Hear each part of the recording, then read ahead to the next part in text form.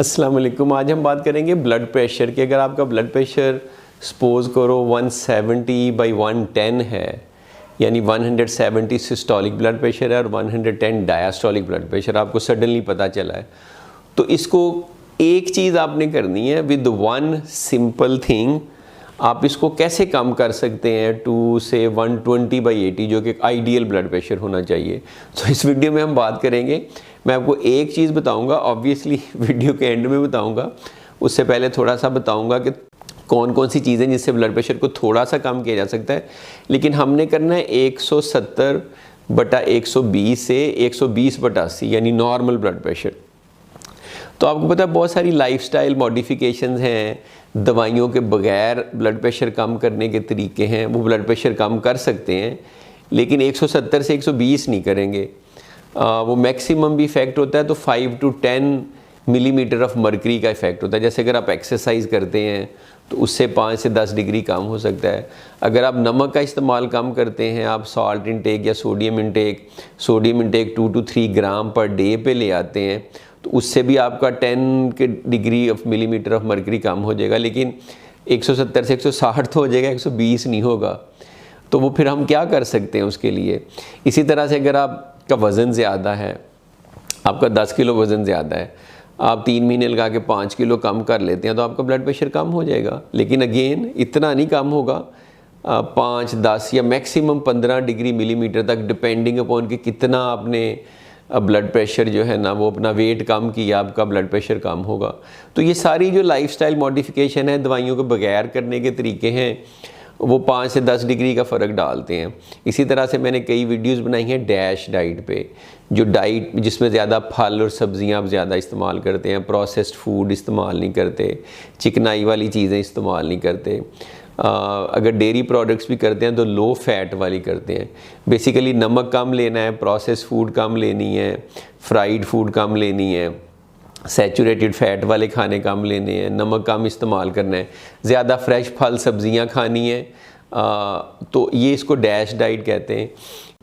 तो इससे भी ब्लड प्रेशर कम होता है, लेकिन इतना कम नहीं होता, क्योंकि जब इस डिग्री का स्टेज 2 हाइपरटेंशन होती है तो फिर आपको कोई ना कोई मेडिसिन इस्तेमाल करनी पड़ती है।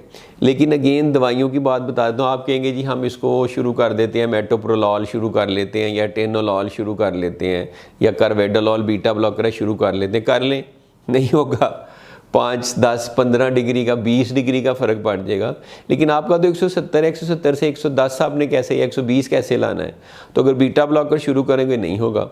इसी तरह से कॉमनली यूज़ मेडिसिन है एमलोडापिन, जो बड़े ब्रांड से आती है, या जो है डेल्टियाज़म या कार्डिज़म, जो कैल्शियम चैनल ब्लॉकर है, वो भी ब्लड प्रेशर कम करेंगे, लेकिन 50-60 डिग्री मिलीमीटर ऑफ मर्करी तक कम नहीं करेंगे।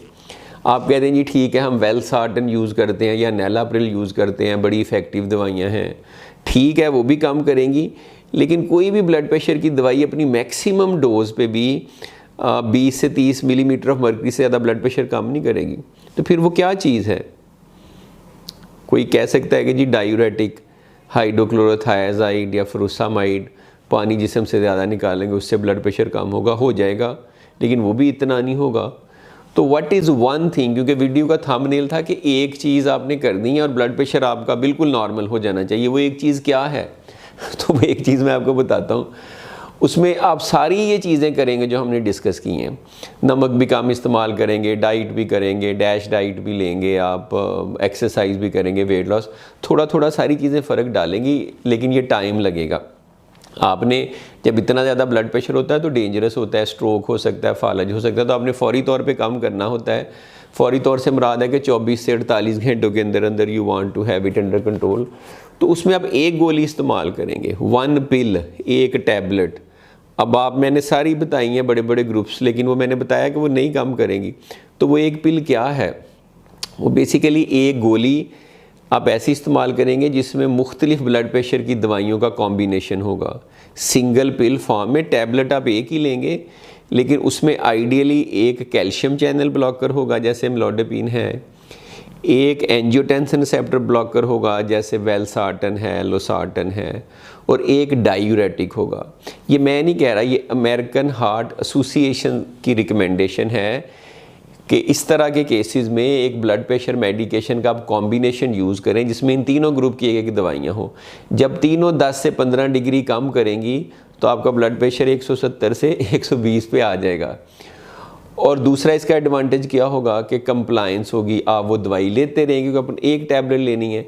अदरवाइज़ अगर आप एक वो 3-4 दवाइयाँ शुरू कर दें, कॉस्ट भी बढ़ेगी, आपका लेने को भी दिल नहीं करेगा, साइड इफ़ेक्ट्स भी ज़्यादा होंगे। दूसरा फ़ायदा कि कंप्लायंस बढ़ेगी, लेने का चांस ज़्यादा, आप ज़्यादा ले सकेंगे, कुछ कॉस्ट सेविंग भी होगी। तीसरा जो सबसे बड़ा फ़ायदा है ना, उसका हर दवाई का एक एक्शन होता है, एक उसका साइड इफ़ेक्ट होता है। तो जैसे फॉर एग्जांपल आपने कैल्शियम चैनल ब्लॉकर लिया, उसने बीपी कम किया, लेकिन फ्लूइड जिस्म में गेन कर देती है, एडीमा कर देती है। इसी तरह से डायूरेटिक है, वो आपने लिया, उसने पानी ज़्यादा निकाला, लेकिन आपके रेनन एंजियोटेंसिन सिस्टम को एक्टिवेट किया। तो इन 3 दवाइयों के कॉम्बिनेशन से उसका एक्शन यानी अच्छा फ़ायदा भी हमें मिल जाएगा, और जो बुरा फ़ायदा है, जो साइड इफ़ेक्ट था, वो भी काउंटर एक्ट हो जाएगा, यानी दूसरी दवाई उसका भी असर ज़ायल कर देगी। तो ये एक परफेक्ट कॉम्बिनेशन बन जाएगा। तो आई थॉट कि you would like this video, क्योंकि और दूसरी बात है कि आपने लेनी खुद नहीं है, वो कॉम्बिनेशन भी डिफरेंट है, उनकी डोजेजेस भी डिफरेंट है। हो सकता है कि आप उनमें से कोई दवाई ले ना सकते हो, आप में कॉन्ट्रा इंडिकेशन हो, आपको किसी मेडिसिन के किसी इंग्रेडिएंट से पहले कोई साइड इफ़ेक्ट हुआ हो। तो लेनी आपने डॉक्टर के मशवरे से ही है, अपनी मर्ज़ी से नहीं ले लेनी कि मुझे ये दवाइयों का कॉम्बिनेशन दे दें। लेकिन when doctor will give it to you in your case, तो definitely that will control your blood pressure. Thank you.